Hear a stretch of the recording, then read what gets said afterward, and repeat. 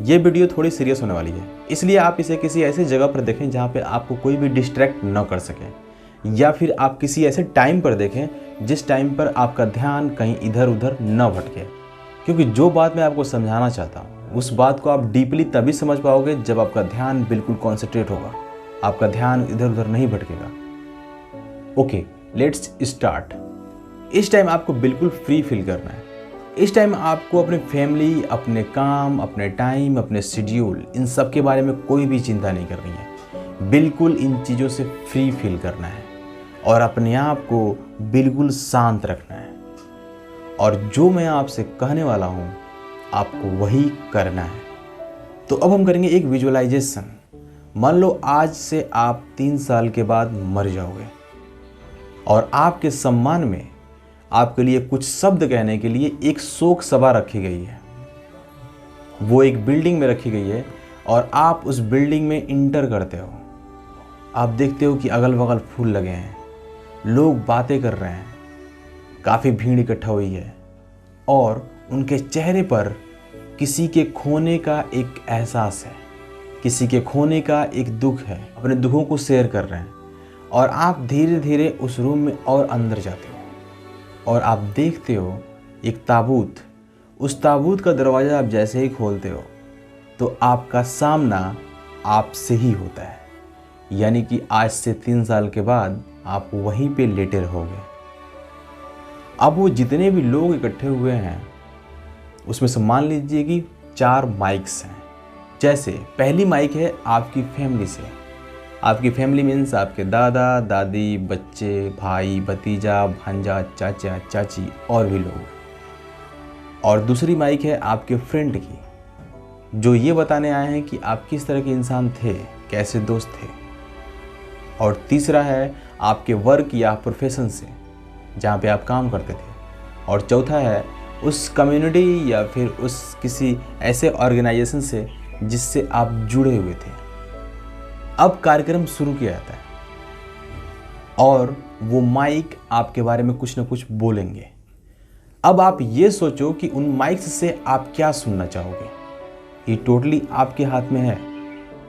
आप फैमिली वाले माइक से क्या सुनना चाहोगे कि आप कैसे हस्बैंड थे, कैसी वाइफ थी, या फिर कैसे भाई, कैसे बहन, या फिर कैसा भांजा या भतीजा या फिर दादा या दादी। आप क्या सुनना चाहोगे। और ऐसे ही अपने फ्रेंड्स वाले माइक से आप क्या सुनना चाहोगे कि वो कैसा दोस्त था, वो किस तरह की बातें करता था, कैसे हेल्प करता था, कितना साथ देता था। और ऐसे ही आप अपने वर्क या फिर प्रोफेशन वाले माइक से क्या सुनना चाहोगे कि वो किस तरह का एम्प्लॉय था, कितना हार्ड वर्कर था, कैसे हेल्प करता था, कैसे सिचुएशन से बाहर निकलता था, या फिर कैसे सिचुएशन को ठीक करता था। या फिर ऐसे ही आप किसी ऑर्गेनाइजेशन या फिर कम्युनिटी वाले माइक से क्या सुनना चाहोगे कि वो किस तरह का इंसान था, कितना ज़्यादा हेल्पफुल नेचर का था, कैसे साथ देता था, लोगों को कैसे सर्विस देता था। आप ज़रा डीपली सोचो कि आप इनके ऊपर कौन सा छाप छोड़ना चाहोगे। आप ज़रा डीपली सोचो कि आपका ऐसा कौन सा योगदान होगा जिसको ये याद रखना चाहेंगे।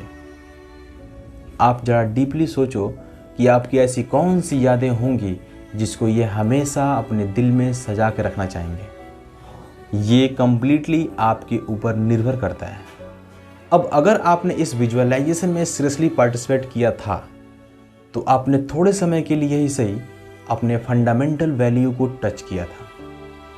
आप अपने इनर गाइडेंस से थोड़े समय के लिए ही सही लेकिन कांटेक्ट में आए थे और आपको वो सारी चीज़ें दिखी जो आपने अभी तक नहीं देखी थी। जोसेफ एडिसन के कुछ वर्ड्स हैं जो मैं आपके सामने पढ़ूंगा ताकि आपको बहुत सारी चीज़ें क्लियर हो सकें।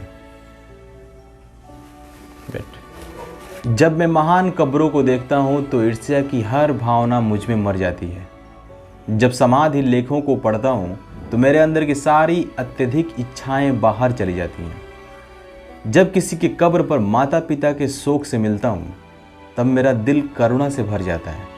जब मैं देखता हूं राजाओं को झूठ बोलते हुए, लोगों को आपस में लड़ लड़ करके छोटे छोटे जाति और गुटों में बंटते हुए, तो मुझे बहुत दुख होता है।